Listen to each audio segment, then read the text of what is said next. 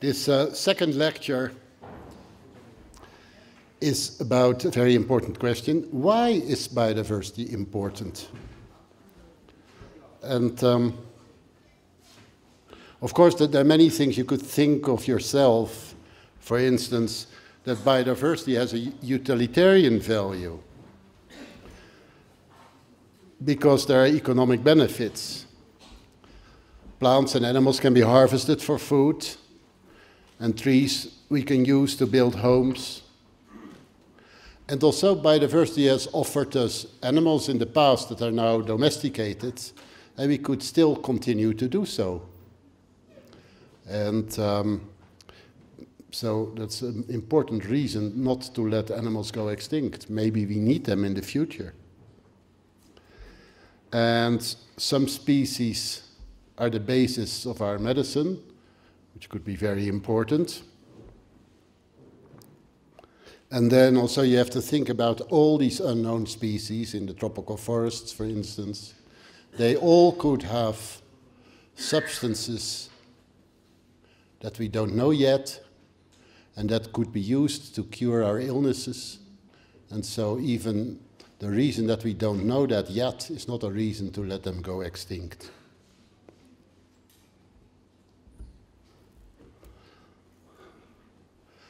And as I said at the end of the other lecture, sometimes people living close to a forest, they can go in there and collect the fruits. And when they do so, they have a very tiny impact on the biodiversity.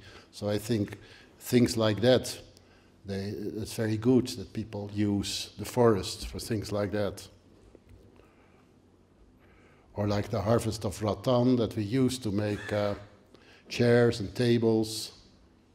If you don't take away everything and you do it at a rate that it can regrow, then it's okay. And maybe you know these. These are caterpillars that have been killed by entomophagus fungus. And it produces sort of a mushroom that carries the spores, which sticks out of the caterpillar.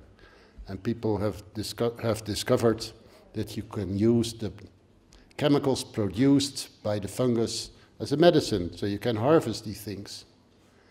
And well, these things produce millions of spores, so it wouldn't harm this species when it's harvested. And for the caterpillar, it was too late anyway.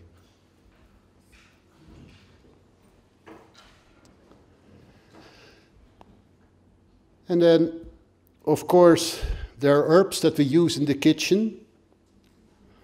Our ginger comes also from the forest. And I've traveled around in quite some tropical regions, and I have a sort of a fondness for gingers. And there are many, many species, and a lot of the diversity in gingers has not been exploited. So that could be interesting. Or medical applications of plants we know, like the Himalayan yew, which is used to fight cancer.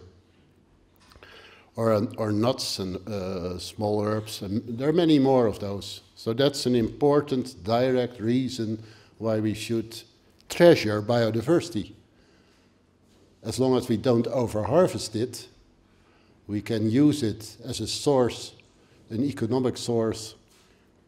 And so that's a good thing.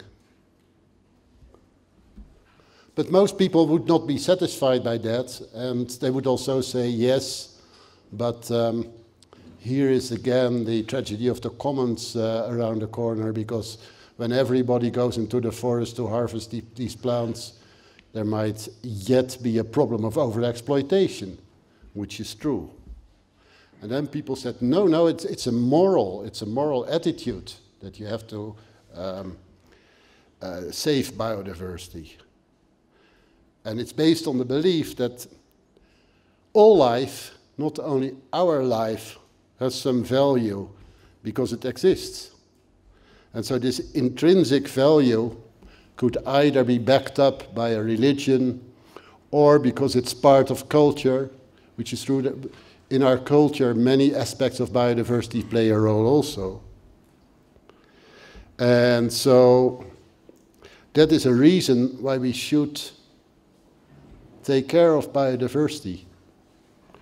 There is, for instance, you still have your tigers, but in Western Europe, now the wolf and the brown bear, they've practically disappeared. The wolf is very slowly coming back. But there are many stories that we tell our children about wolves, and it's very strange that we tell them stories about animals they've never seen. And so you have the utilitarian value, and you have the non-utilitarian value. And I think most people would probably agree that both are an argument to protect biodiversity. Now, there are other reasons, because that's a thing in all the discussions with non-biologists that I never hear about. And that will be the rest of the lecture. And that is the importance of biodiversity for the ecosystem itself. So, what I'm going to show is that biodiversity is important for the productivity of ecosystems, and that it's important for the stability of ecosystems. And you can imagine that, for instance, if the biodiversity on Earth would be reduced with 40%, that over the whole Earth, the productivity would go down. And when we talk plants, those are the organisms that take out the CO2 out of the air and can help us to find global warming. So if that happens at a lower efficiency, we are in dire straits. So let's see how it works. But before I can show that, we have to do some basic ecology first. So I take you to a scientist that lived in the early 20th century, Joseph Grinnell, and he did a lot of ecological research in California, and he observed many animals and plants and realized that they all have their own place in nature. And so he called this place the niche. He said the niche is the sum of the habitat requirements that allow a species to persist and to produce offspring. And that seems to be a reasonable, good definition. But what I like more is the definition of another scientist, which is Charles Elton, who lived a little bit later than Grinnell in England. And he said that the niche is in fact the function of an organism in its system. And so, unlike what Grinnell said, because he said it was a sort of a summing up of the habitat requirements, and then you could say that the niche is a description of where an organism lives. So it is its address, which is maybe useful, but I think it's much more interesting to not to say what's the address of a species, but to say what is the profession of a species, what is it doing in an ecosystem. And that's how Elton defines the niche. And so keep that in mind during the rest, because we're going to look how individual species function in an ecosystem. And that's very important, because there are even scientists that say that, well, it's a pity, all those extinctions, but we don't need all those species. There are very few species which are really essential for the maintenance of a community, and there are loads of redundant species, and we don't need them, so when they go extinct, well, too bad, but who cares? And that's a very dangerous sort of attitude, because, to be honest, we know that the niche of only a very small fraction of animals and plants and other organisms? We simply don't know. So how could you make that statement? You could only make that statement for sure as a scientist if you have studied all those species. And so it's very dangerous to have those ideas. But then, as a biologist, you would like to save all species. And then the question is, can we construct an argument to do so? And that's what I'm going to do with you. So first of all, we're going back to Elton, and we say, every individual species has its own niche. So they all function in a slightly different way in an ecosystem. And that could be good because then you have functional complementarity. For instance, you could have plants that resist drought better than others. And so in a year with not so much rain, they could grow better than the other plants. And so the world stays green. And then in a very wet year, those plants who can resist drought, they do not like all the water, and so they don't grow very well. But then the plants that like a lot of water grow better, and the world looks green again. So that's complementarity. Well, that's fine, but now we are going to address this question. Are all species needed? Because that's the question. Is there a redundancy between species? It could be possible. Huh? I showed you a picture of fish species in Lake Malawi, more than 500 species. Would the ecosystem collapse if we take out 1, or 2, or 10, or 100? It seems that it would be possible to have the same function ecosystem with fewer species. But, again, as a biologist, you should first test that. You should study those species to see what their function is. So that it's dangerous if you say in a discussion with people who attack you as a biologist for wanting to save all species, and he says we don't need them all. It's not so easy to make an argument why that should be the case. But all species are different, and so that all these species together in a community may act as a sort of an insurance against variation in the natural environment, because there's a lot of variation going. I talked already about humid and wet years, but you can have hot and cold years. You can have years with many insects that eat plants and kill plants. Everything varies.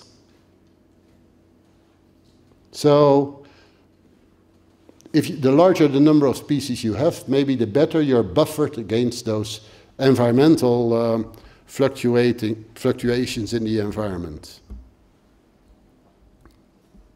So then we talk about the stability of the environment. Well, I think you explained already that, for instance, climatic variation can be buffered if we have complementarity in those characters. But also it can help after a disturbance, and I'll show you in the next slide. This is a little bit complicated slide because what you see dots that show how much the vegetation covers the soil. And you see dots which are at 100%, so there is, that's the idea. Normally, when there would not be a disturbance, the whole area would be covered by vegetations. And now we do an experiment. We're going to cut off all the vegetation. And that happens in September. And so the September points are before we cut.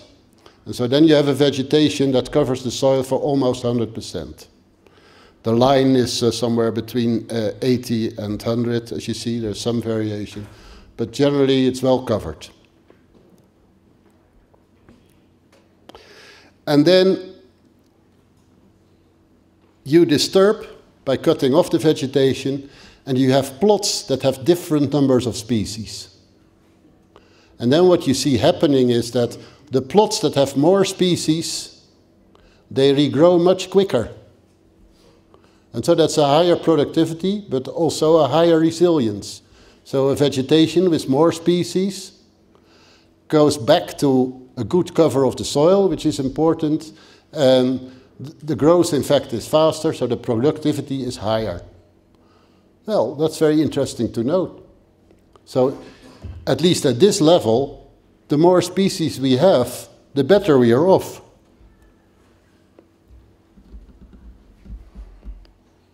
And here you see sort of the same thing, that the biomass production increases with the number of species, which you see in the left panel.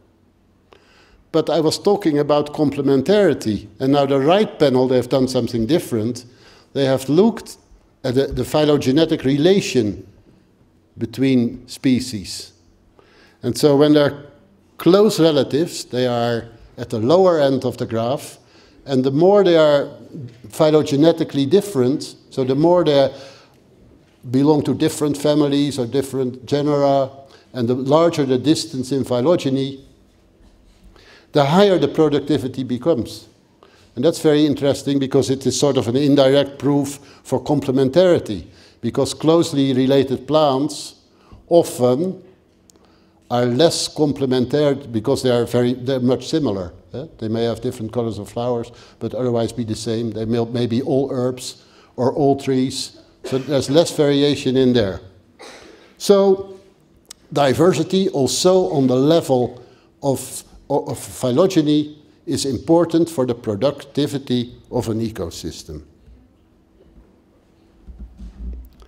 And that's summarized here. It says evolutionarily diverse plants cover a larger range of niches, and they overlap less in requirements, and that's why they have a higher productivity.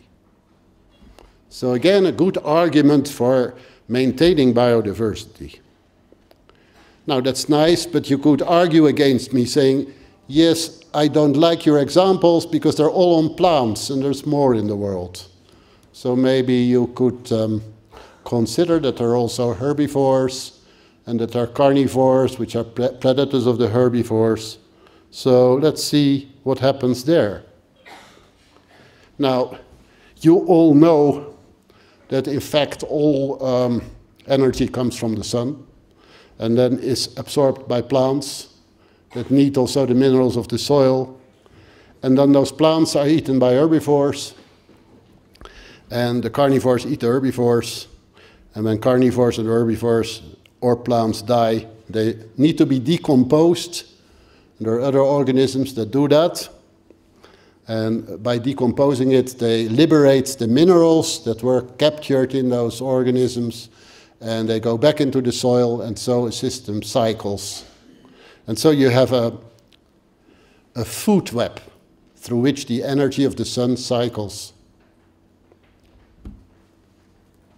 And food webs can be very complicated.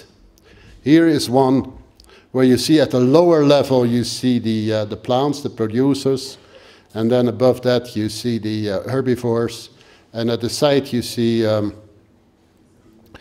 some carnivores, and on top you see carnivores. And so what it shows, this food web, it shows all the relation between all these different organisms. So all these organisms have a relation in the sense that they, one eats the other. So it could be that what you see in the food web is that not all the predators are not all specialists. They eat many prey species, and there are many herbivores. They're not specialists. They feed on many plants, and so you get this very complicated web. But we could make it even more complicated, and that's also important for our argument, because this is a qualitative food web. It shows all the links in the ecosystem between species, but it doesn't say how important it is. And here you have a quantitative food web. And what it shows is, it shows in the ocean crustacean animals that are eaten by fish. And so at the top you have the fish, and at the bottom you have the crustaceans. And then you see again all these lines crossing each other.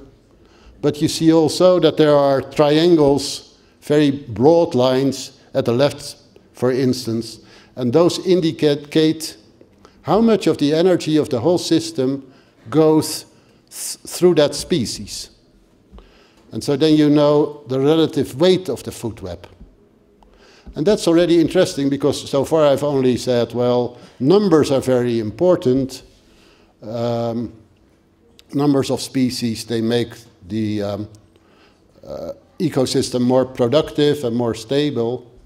But now you see that there are also differences between the contribution of species to the food web. Some species seem to be more important for the food web than others. We'll come back to that, but first we go back to the question I assumed that you had in mind, saying you are only talking about plants. Because now you look at predators and you look at herbivores. So you're now not at the lower level of the food web, but on the second and the third layer. And in this experiment, the predators are coccinellid beetles, and the prey are aphids. And then we do experiments. First, we take plants and we put the aphids on them, and then we look at the productivity of the aphids. So we weigh the total biomass of the aphids after a certain time. And what you see is that the production is high and not very different between treatments where you have 1 plant species or 2 plant species or 4 plant species. And then you have also treatments with 1 species of aphid or 2 species of aphids. So it doesn't matter so much, the aphids are producing about at the same rate irrespective of the plant diversity and irrespective of their own biodiversity. But now you add the predators, you get a very interesting effect that the predators kill many more aphids and so lower the biomass of the aphids when the ecosystem is simple. And the more complex the ecosystem becomes, the less efficient the predators become. So we show now at a higher level an effect on the system of the diversity of the herbivores and of the plants. So even if we can say, we shouldn't say here which is better or what's not better, but we know that biodiversity has an effect on the rate of predation, which is important, also when you want to manage tigers.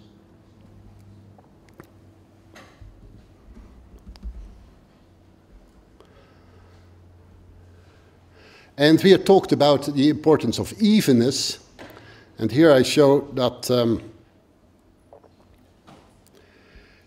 if you have animals, they're called protists, unicellular animals, and they feed on bacteria. And if you offer them a diet of just 1 species of bacterium, then you see that you get a very uneven distribution of predators. So 1 predator, who's a specialist on that 1 species of bacterium, becomes very common and the others become very scarce. But then if you increase the bacterial richness, you see that the evenness of the predators go up. So again, you have an effect of a lower level in the food web on a higher level. So again, biodiversity is important.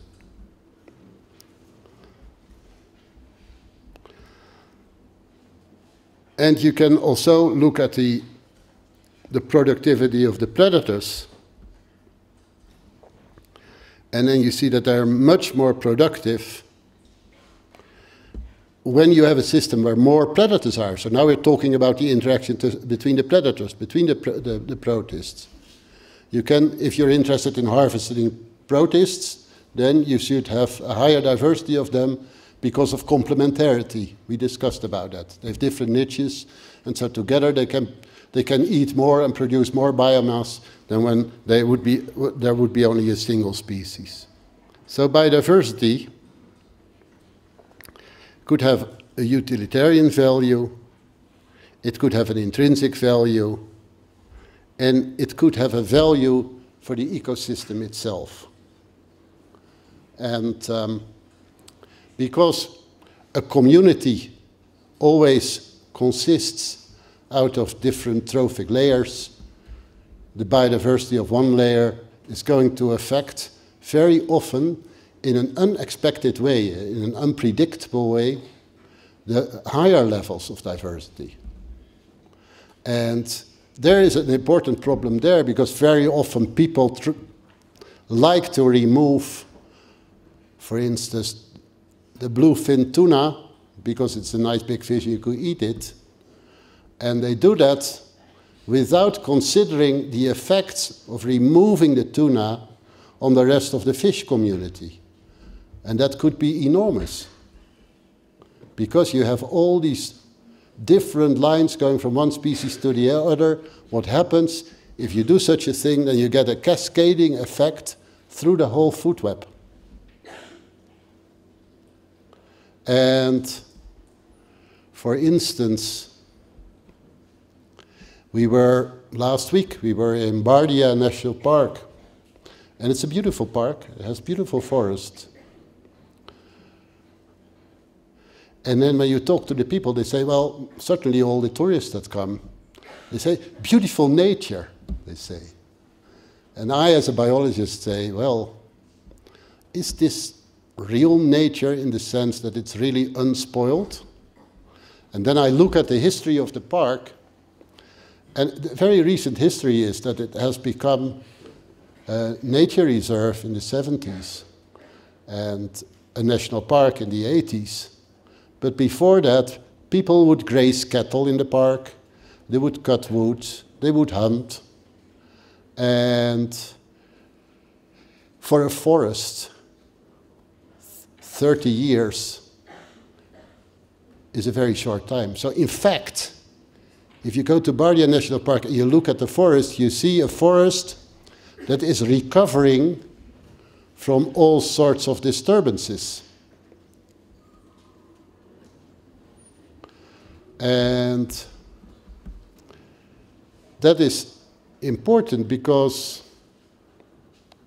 we do not know what sort of forests would support the highest productivity of herbivores. Let's say the deer that live in the forest. Now the deer, again, they are prey for the tigers. So if we want to predict how many tigers we can have in Bardia, then we should know what is the level at which we can support deer. But the deer population is still recovering, it's growing. The tiger is also growing, and the composition of the forest is changing. And something else which is happening in Bardia is that people they have created grassy areas by cutting the trees and then burning every year. And when you burn every year, there's no regrowth of trees. And so you have grass, and then the grass regrows, and then when you burn it, that is a way to get the minerals back into the soil. Then the grass will sprout very vigorously, which was good for the cattle of the people. At the time they were allowed to graze cattle in the forest. And now maybe people think it's good for the deer, but it's a human intervention. People are doing this, and it's not very natural. You could imagine that in a different world, if we wait a while, we stop burning, and there are more elephants in the forest, and the elephants create small grassy patches, but in a very different way than humans can do by fire, that we have a real natural ecosystem. Now, this is also, this all is awfully complex. And I want to use this example to point out, to challenge you, and to propose that you study conservation biology, so that you can go to the park and that you can collect the necessary data to understand all these dynamic relations between the organisms in the park. I don't know if you drive car. I do drive a car, and sometimes it breaks down. And very often that's not a problem because I'm close to a town or close to a garage, and I can phone for help, and then they come. And then somebody comes who understands the mechanistics of the car, who knows everything about motors and about the electronic system in the car and how it all interacts. I don't. People that are now managing Bardia National Park are like me and cars. They are managing a forest, but they do not know the mechanisms by which it works, and they do not know which ropes to pull to make changes. They've just placed a fence around. They've made some good laws. You cannot hunt tigers anymore, which is pretty good. And so I say nothing wrong about that.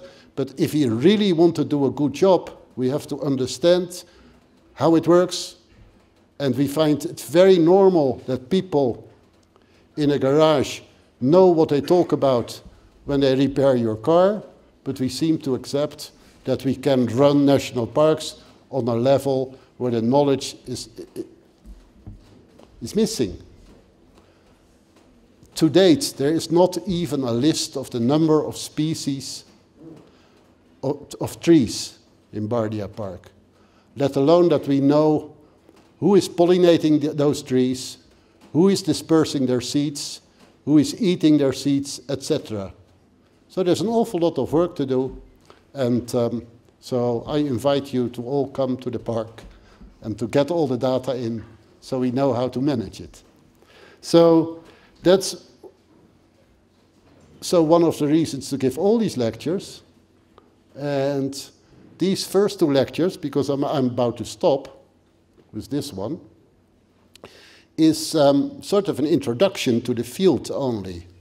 And so the next two lectures, then we really start to go deeper into the ecological theory that we need to understand. Then still we don't have all the biological knowledge. We need to go to the park and learn a lot about all those individual species and about their function. We want to know this Eltonian niche of all the organisms in the forest, and then we can understand it. But we will be guided by ecological theory. And since the 1930s, ecologists have worked and thought a lot about all these problems, and they have accumulated a lot of theory. And so in the next two lectures, I will sort of introduce you to that theory without making things really hard. It will be hard enough, but I'm not doing any mathematics. I'm not doing any theoretical models. I will explain everything in words. But I want to come back here for a longer course and then also to show you how to use this theory to calculate things, for instance. And then we need much more time than 2 days. That would be really a curriculum for a whole master's. But for the moment, I will give you a sort of overview of that theory so that you understand why you need it. And I think that's a nice moment to stop. And before we go to lunch, I would like to invite you to say what was not clear or to ask questions. Regarding the evolutionary diverse assemblies result in higher productivity, is there any work done in situ to obtain this hypothesis, or is it done only in laboratory? Because I don't think there is any condition that one species just grow and there is no other species to say that there is no diversity in that area, because this sentence says evolutionary diversity increases biomass.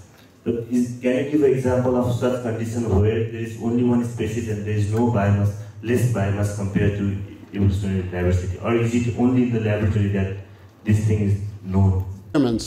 And there's a good reason for that. Of course, you cannot go, there are ethical problems, going into a natural community and destroying part of it to see how the remnants function. You can't do it. It's very difficult.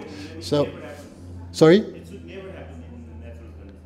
It never happens. No, it doesn't say that it never happens. I mean, we use either mathematical models to calculate what could happen. So then you do a totally theoretical sort of way. You try to predict what would happen in a real system. And the other methods that you have is by experiment. And of course, it's very difficult to extrapolate experiments to real life. But the experiments I was mentioning about plant biodiversity, they were part of a large research program paid by the European Union, where people studied the productivity of grasslands in 15 different countries of the European Union. So there was a large group of researchers, and they made these plots, and they've sown the species, so some of the plots had fewer species than others, and they measured the productivity. And they did it in different climates, because they did it in different countries. They run it all, a huge experiment, and so I find that quite convincing. But of course you could say, yes, but would it work for other communities? Would it work for a forest? Well, it has never been measured for a forest because it is an experiment that would take 50 years. But this is the only we have, and I find it very encouraging. The interesting thing is that this question about ecosystem functioning in relation to biodiversity is something that has been studied by experimental biologists only for the last 15 years. And before that, we could not even say what was the function of biodiversity. And now we have quite a series of experiments. I've shown you some. And what they show is it's very encouraging. Stability and productivity of systems increase with biodiversity. Well, that's a very good argument to protect biodiversity.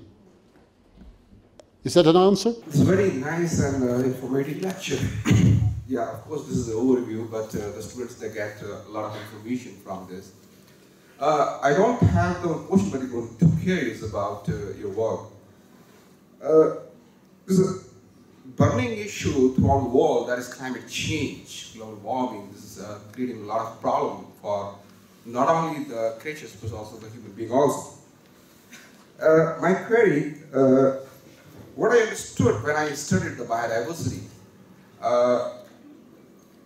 the change is not because of the climate change, but that is because of the over-exploitation and the greedy nature of the humans, because they are exploiting the things in bad manner.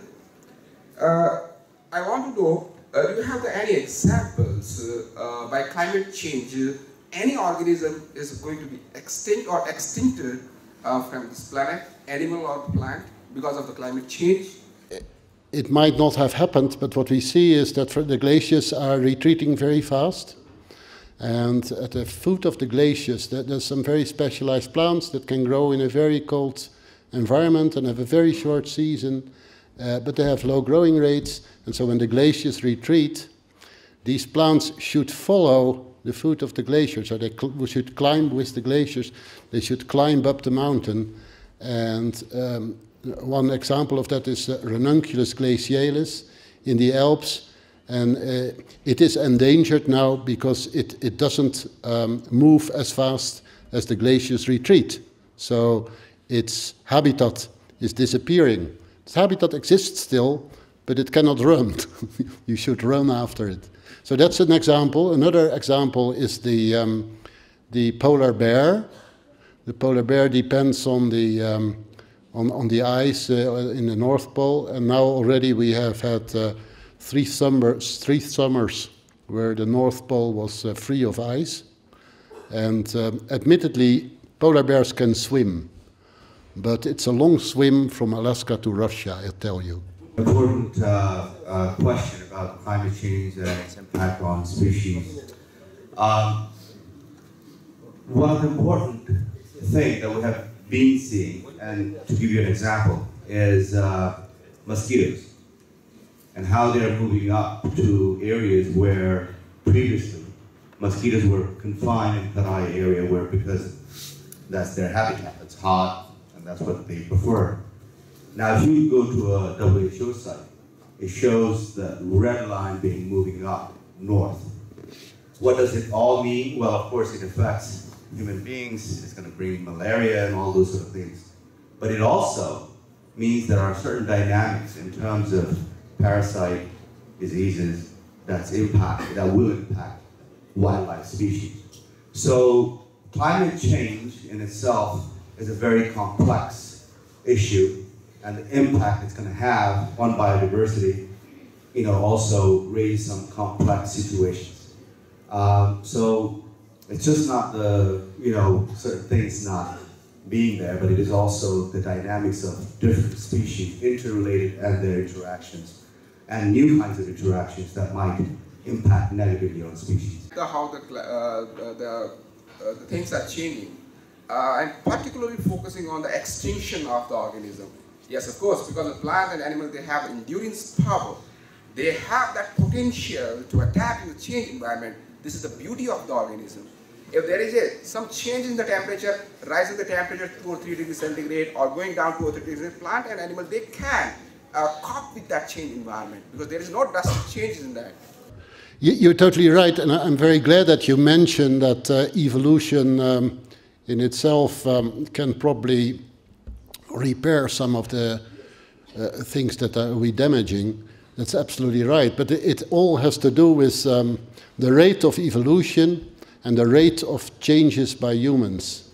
And I will, in the next couple of lectures, I will give you an example about the flora on the Cape, where you can see what happens with the biodiversity. But in general, you have this problem. Normally there is, if you look at the distribution of an animal, you see that the biogeography, you can always draw like a sort of an envelope in an irregular line that confines the area in which they are.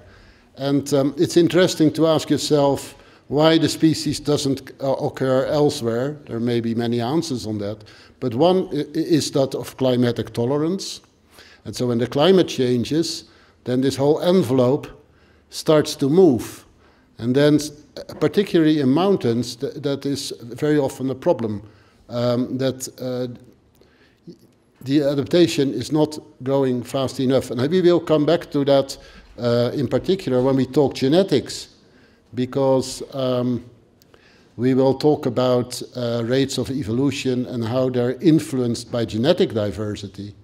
And so what you say is absolutely right, but there are constraints on the system, and it's not a guarantee that species do not go extinct. There are species going extinct. And the thing is that of all the extinction that we haven't really studied. Sometimes we know why they go extinct, overhunting or something like that. But sometimes we don't know. There is, for instance, very interesting, higher class British people in the 19th century that they started to catch moths as they thought it was fashionable and it was a nice way to spend your nights, or I don't know. They did that, and so and then finally, when electric light was invented, they started to attract these moths with electric lights since the 1930s. And now there is an enormous databases on the diversity of moth in the British Isles. And what you see is that about 40% of them that were very common are now becoming rare at an alarming rate. Their food plants are still there. Nothing, you cannot think of what really has changed apart from the climate that makes them rare. And the other thing to believe that is because there are also quite a high number of species of moths that did not occur in England in the 1930s, but that you find in the Mediterranean that now have started to colonize England. So those are the successful ones. They can follow the climate and they come in. But there are, as with humans, some are successful, others. In an ideal world, you have made a convincing argument that by increasing diversity, biodiversity is good. I mean, that is a convincing argument. My question is, okay, we keep on increasing the biodiversity. Is it working? Is this microphone working? Yeah, it's working. Can we predict a situation that everything is biodiversity is increasing, the population of species are increasing? I was just wondering what will ultimately be. Will there be too much of it? Will there be a correction? Do we know what the end will really look like? Will there be any kind of a cycle? Maybe I'm going ahead of the schedule, I mean ahead of the program, but I'm thinking there's too much of it. Is that beneficial, or what direction it will really go? Your question implies many things, and I want to address the problem from more or less a theoretical biological viewpoint, that you say you cannot forever increase biodiversity. And there is a piece of theory in ecology with mathematical models, and it's called species packing. And so those are models to study how many species you could have on a single resource or a number of resources. You can calculate that. And invariably in the models, it's shown that in the end, by interspecific competition, when all the resources are used, there's an end to it. You cannot pack more species. And so you cannot forever increase biodiversity, would be the idea. So that's very good, clear mathematical theory. Unfortunately, or fortunately, you have to decide. There's a person called Steve Hubble who studied a large plot of tropical forest in Panama for many years. But really in detail, he counted all the individual trees and he measured them. And he was looking at how the forest, what happens with the species.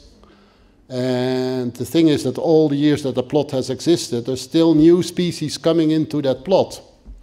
I myself worked there on insects, and one of the things we studied was different Drosophila species in the forest.